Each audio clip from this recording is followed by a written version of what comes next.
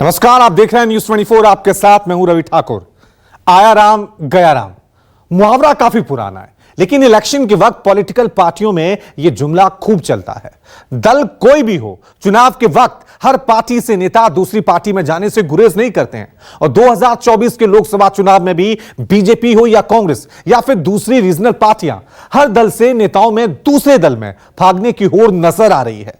एक तरफ बीजेपी और उसके सहयोगी दलों वाली एनडीए गठबंधन 400 प्लस का नारा दे रही है, तो वहीं दूसरी तरफ राहुल गांधी की अगुवाई में कांग्रेस इंडिया गठबंधन के बैनर तले केंद्र की मोदी सरकार को हराने का दम भर रही है। लेकिन सच्चाई यही है, दोनों गठबंधन दल बदलने वाले नेताओं से परेशान भी हैं और दल बदलने वाले नेताओं को तरजीह भी दे रहे हैं। ऐसे में क्या है 2024 के आया राम गया राम वाले नेताओं की स्टोरी, देखिए हमारी इस एक्सक्लूसिव रिपोर्ट में।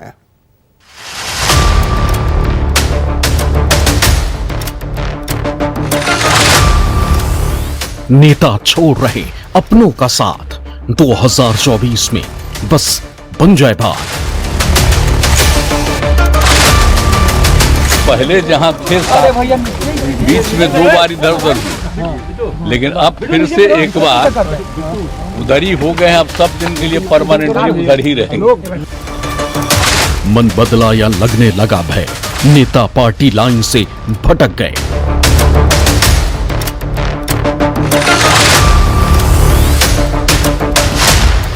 जो लोग कल परसों तक हमारे साथ थे और चौधरी चरण सिंह जी का नाम लेते थे, चौधरी चरण सिंह जी को जब भारत रत्न दिया गया है, आप उनके सोशल मीडिया पे जाके देख सकते हैं। इन्हें कहीं कोई खुशी नहीं है। आसान नहीं इंडिया की डगर, एनडीए से भी नेता भागे इधर उधर।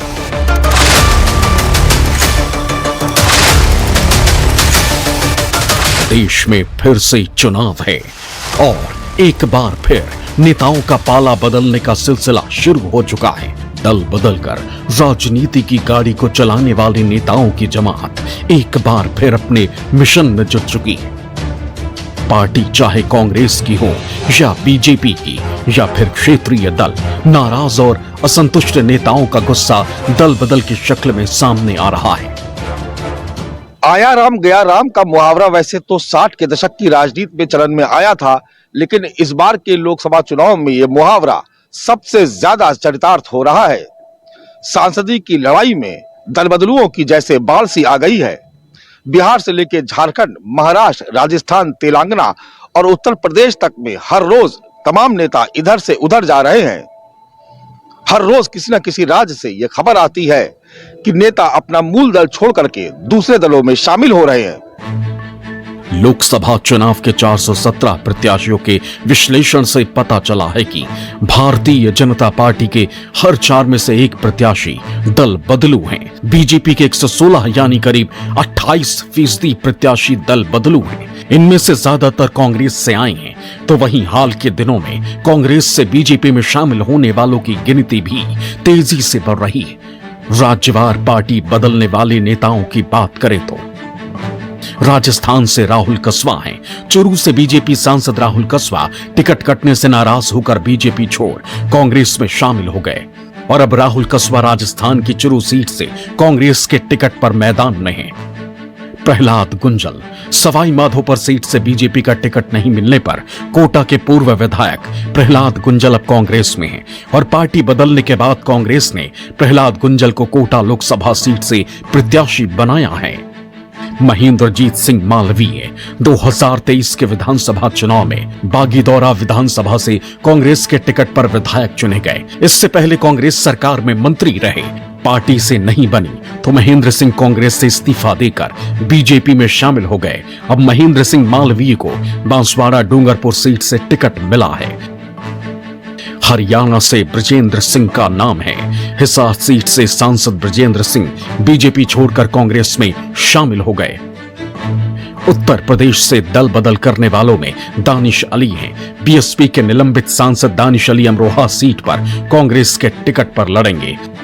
रितेश पांडे 2019 में बीएसपी के टिकट पर जीते रितेश पांडे इस बार अंबेडकर नगर सीट पर भाजपा के टिकट पर मैदान में हैं। अफजाल अंसारी गाजीपुर से बीएसपी सांसद अफजाल अंसारी इसी सीट से अब समाजवादी पार्टी के टिकट पर चुनाव लड़ेंगे। संगीता आजाद लालगंज से बीएसपी की सांसद संगीता आजाद अब बीजेपी के टिकट पर मैदान में हैं। तेलंगाना से बीबी पाटिल 2014 और 2019 में बीआरएस के टिकट पर जीते थे। इस बार जहीराबाद से बीजेपी के टिकट पर चुनाव लड़ रहे हैं। बी वेंकटेश नेथा पेडापल्ली सीट से बीआरएस सांसद बी वेंकटेश नेथा कांग्रेस के उम्मीदवार के तौर पर चुनाव लड़ेंगे। पी दयाकर बीआरएस से वारंगल के सांसद पी दयाकर पार्टी से टिकट नहीं मिलने पर कांग्रेस में शामिल हो गए। जी रंजीत रेड्डी चवल्ला से बीआरएस सांसद कांग्रेस में हैं। झारखंड से पार्टी बदलने वालों की बात करें तो गीता कोड़ा झारखंड में कांग्रेस की एकमात्र सिंहभूम सांसद और सीएम मधु कोड़ा की पत्नी गीता कोड़ा ने पाला बदला और अब गीता कोड़ा बीजेपी के टिकट पर चुनाव लड़ेंगी। सीता सोरेन जामा विधानसभा से विधायक सीता सोरेन जेएमएम छोड़ बीजेपी में पहुंच गई हैं। सीता झारखंड के पूर्व मुख्यमंत्री शिबू सोरेन की बहू हैं। बीजेपी ने सीता सोरेन को दुमका लोकसभा सीट से प्रत्याशी बनाया है। जैसे ही चुनाव आते हैं और चुनावी शंखनाद का बिगुल बजता है, वैसे ही तमाम राजनीतिक दलों के अंदर कुछ लोग ऐसे होते हैं जो बहुत बड़ी बड़ी सुचिता की बातें करते हैं। वो रातों रात अपनी पार्टी को छोड़ करके दूसरी पार्टियों के अंदर शामिल हो जाते हैं, जिनको हम राजनीतिक पर्यटक की भी संज्ञा देते हैं, जिनको हम दल बदलू के नाम से भी जिनको हम कहते हैं। और ऐसे लोगों के लिए सुचिता की बातें और जो राजनीतिक विचारधारा है वो कहीं ना कहीं पीछे छूट जाती है। लेकिन आपको ये चीज भी देखनी पड़ेगी कि चुनावों से पहले भी जिस तरीके से पार्टियां बदली जाती हैं और इस पार्टी से उस पार्टी में आयाराम गयाराम की स्थिति बनती है, इससे कहीं ना कहीं जनता के मन में एक ये चीज का राजनीति के प्रति जो अरुचि है वो कहीं ना कहीं बढ़ती है। 2024 में मोदी सरकार के हैट्रिक रोकने के लिए विपक्षी दलों ने इंडिया गठबंधन बनाया, लेकिन देश के सबसे पुरानी और विपक्ष की इकलौती राष्ट्रीय पार्टी कांग्रेस को दो तरफा मार पड़ रही। एक तरफ विपक्षी गठबंधन में कांग्रेस को क्षेत्रीय पार्टियों की उपेक्षा का सामना करना पड़ रहा है, वहीं कांग्रेस के दिग्गज नेता एक एक करके बीजेपी के पाले में शामिल होते जा रहे हैं। ताजा कड़ी में कांग्रेस के 3 बड़े नेताओं ने पार्टी को अलविदा कह दिया। कांग्रेस पार्टी के पूर्व प्रवक्ता गौरव वल्लभ ने बीजेपी ज्वाइन कर ली। गौरव वल्लभ ने कांग्रेस अध्यक्ष मल्लिकार्जुन खड़गे को इस्तीफा सौंपा। गौरव ने आरोप लगाया कि वो अब सनातन विरोधी नारे नहीं लगा सकते और न ही सुबह शाम देश के वेल्थ क्रिएटर्स को गाली दे सकते। कांग्रेस के पूर्व सांसद और कद्दावर नेता संजय निरुपम ने भी पार्टी को झटका दिया। निरुपम ने कांग्रेस में 5 अलग अलग पावर सेंटर्स का आरोप लगाया। सोनिया, राहुल, प्रियंका, खरगे और वेणुगोपाल में वैचारिक द्वंद्व चल रहा है। संजय निरुपम ने कांग्रेस पार्टी कार्यकर्ताओं में निराशा होने की बात कही। तीसरा नाम बिहार कांग्रेस के पूर्व प्रदेश अध्यक्ष अनिल शर्मा का है। अनिल शर्मा ने आरोप लगाया कि कांग्रेस सांप्रदायिक पार्टी बन चुकी है और पार्टी अध्यक्ष मल्लिकार्जुन खड़गे और सोनिया गांधी सबसे ज्यादा सांप्रदायिक लोगों की कैटेगरी में आते हैं। धर्म के मामले में आप चुप्पी साध लो, जो गालियां दे रहे हैं सनातन को आप चुप्पी साध लेते हो, वेल्थ क्रिएटर्स को जो गाली दे रहा है आप चुप्पी साध लेते हो और उल्टा गालियां दे रहे हो। देश में वेल्थ क्रिएशन जुर्म नहीं हो सकता। आप इसलिए उन चीजों को गलत बोलते हो क्योंकि वो एक ऐसे व्यक्ति उन चीजों को आगे लेके जा रहा है जिनको आपको सुबह से शाम गाली देनी है। जिस आइडियोलॉजी को सोच के मैंने ज्वाइन किया था कि नए आइडियाज का, इंटेलेक्चुअल आइडियाज का, नए सोच का वहां पर सम्मान होगा, पर नए सोच का, नए आइडियाज का, नए लोगों को सम्मान छोड़ के क्रश करने की प्रक्रिया भारत को आगे नहीं ले जा सकती। वैचारिक आधार पर हालत खराब है, संगठनात्मक स्तर पर पूरा बिखरा हुआ है मामला। जो मुद्दे उठाए जा रहे हैं उन मुद्दों के प्रति कोई कमिटमेंट नहीं दिखता। सुबह कुछ बयान, शाम को कुछ बयान। जो नारे हैं ऐसे नारे हैं जो उनके घर में भी एक बार से दोबारा नहीं बोला जाएगा। उसका कारण यह है कि कांग्रेस पार्टी के शीर्ष नेतृत्व में बड़े पैमाने पर ऐसे लोग बैठ गए हैं जिनका जमीन से कोई नाता नहीं रह गया। इसलिए लगातार लोग टूट रहे हैं, बिखर रहे हैं या अंदर अंदर कसमसा रहे हैं। इसमें कोई दो राय नहीं है कि जब से केंद्र में मोदी सरकार बनी है, विपक्ष लगातार खत्म होता जा रहा है और बीजेपी लगातार मजबूत हो रही। पीएम मोदी के सामने विपक्षी दल कमजोर पर कमजोर हो रहे हैं और आंकड़े बताते हैं कि हाल के दिनों में विपक्षी दलों के 80,000 से अधिक कार्यकर्ता और नेता भारतीय जनता पार्टी में शामिल हुए हैं। एक आंकड़े के मुताबिक भारतीय जनता पार्टी ने दूसरी पार्टियों से आए 116 नेताओं को अपना उम्मीदवार बनाया है। बीजेपी ने कांग्रेस से आए 37 नेताओं को सांसदी का टिकट थमाया है। वहीं बीआरएस से बीजेपी में शामिल हुए 9 नेताओं को प्रत्याशी बनाया गया है। उसी तरह बीएसपी के 8, टीएमसी के 7, बीजेडी के 6, एनसीपी के 6, समाजवादी पार्टी के 6, अन्ना द्रमुक के 4, आम आदमी पार्टी के 2 और दूसरे छोटे छोटे दलों के 31 नेताओं को भारतीय जनता पार्टी ने लोकसभा का टिकट दिया है। लेकिन ऐसा नहीं है कि भारतीय जनता पार्टी के उगते सूरज को ही नेता सलाम कर रहे हैं। कई ऐसे नेता भी हैं जिन्होंने अपनी पहचान और राजनीतिक जमीन को वापस हासिल करने के लिए कांग्रेस और दूसरी पार्टियों की तरफ दोबारा रुख किया है। 2024 में अब तक कांग्रेस ज्वाइन करने वाले नेताओं में राहुल कसवा, ब्रजेंद्र सिंह, अजय निषाद, दानिश अली, पप्पू यादव, जेपी पटेल, राम टहल चौधरी, लाल सिंह, श्रीकांत जेना, मुनीश तमांग के नाम शामिल हैं।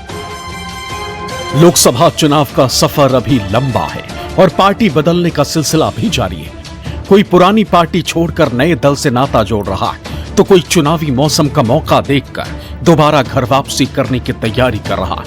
इसी कड़ी में शरद पवार के एनसीपी के नेता एकनाथ खड़से का नाम भी शामिल हो गया है। करीब 3 साल पहले बीजेपी से एनसीपी में शामिल हुए एकनाथ खड़से दोबारा बीजेपी में शामिल होने जा रहे हैं और खड़से ने बहुत जल्द बीजेपी में शामिल होने का ऐलान भी कर दिया है। माननीय अध्यक्ष जे.पी. नड्डा भारतीय जनता पार्टीचे केंद्रीय अध्यक्ष आहेत, त्यांची मी भेट घेतली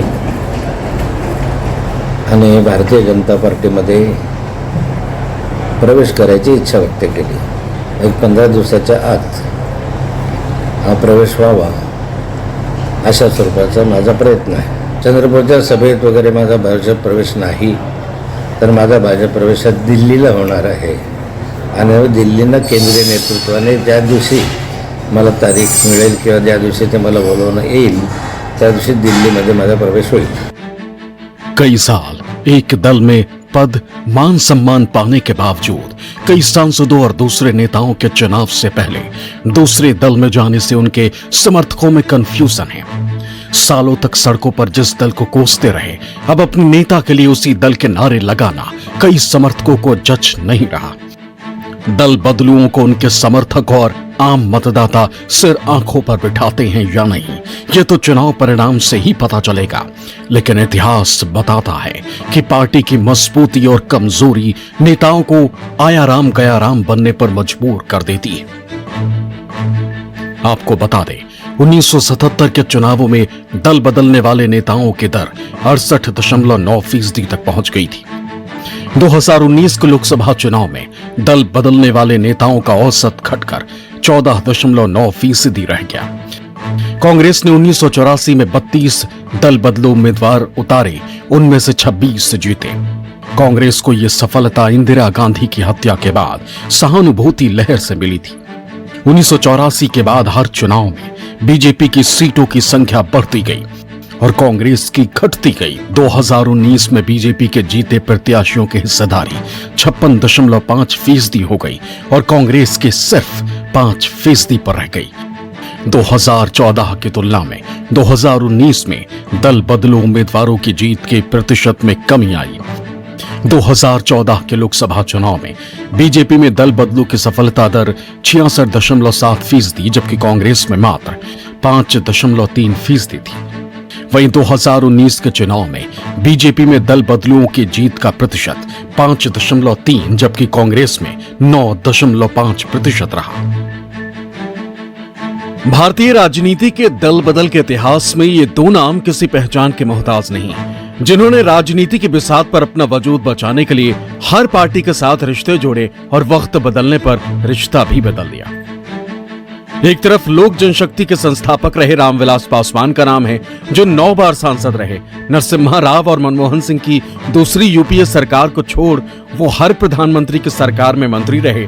रामविलास पासवान तीसरे मोर्चे के सरकार में भी मंत्री रहे, कांग्रेस की अगुवाई वाली यूपीए सरकार में मंत्री बने और बीजेपी की अगुवाई वाली एनडीए सरकार में भी मंत्री रहे। वो देश के इकलौते राजनेता रहे जिन्होंने 6 प्रधानमंत्रियों की सरकारों में मंत्री पद संभाला। तो वहीं नीतीश के दल बदल ने भारतीय राजनीति में ऐसा माहौल बनाया कि नीतीश को पलटूराम के विशेषण से नवाजा जाने लगा। 1974 में छात्र राजनीति के जरिए पॉलिटिक्स में एंट्री मारने वाले नीतीश कुमार अब तक 6 बार पाला बदल चुके हैं और जानकार अब भी नीतीश के एनडीए में टिकने की गारंटी नहीं ले रहे और नीतीश कुमार को बार बार ये जताना पड़ रहा है कि वो अब कहीं नहीं जाएंगे। अरे पहले जहाँ थे बीच में 2 बार इधर उधर हुए, लेकिन अब फिर से एक बार उधर ही हो गए हैं। अब सब दिन के लिए परमानेंटली उधर ही रहेंगे, इसलिए बहुत अच्छी बातचीत हो गई है। भारत में एक दल बदल कानून है। ये कानून सांसदों या विधायकों के किसी एक दल से दूसरे दल में जाने पर उन्हें दंडित करता है, लेकिन यही कानून सांसदों और विधायकों के 2/3 ग्रुप को किसी दल के साथ जाने या उसमें विलय करने की अनुमति भी देता है। आसान भाषा में समझा जाए तो ये कानून फुटकर व्यापार पर तो रोक लगाता है, लेकिन थोक दल बल पर कोई ऐतराज नहीं जताता। यही वजह है कि विशेषज्ञ इस कानून को और पारदर्शी और सख्त बनाने की वकालत करते हैं। और मुझे लगता है इसमें कोई खामी नहीं है, क्योंकि ये दल विरोधी कानून बनाया गया जिसके कारण कई राज्यों में दल बदल की प्रक्रिया पूरी नहीं हो पाई है। देखेंगे मध्य जिस तरह से हिमाचल प्रदेश में 6 विधायक है इसी कारण अयोग्य घोषित किए गए। हाँ, ये जरूर है कि अगर कोई विधायक या सांसद अयोग्य घोषित होता है तो उसे फिर से दोबारा चुनाव लड़ने की जरूरत होती है। इस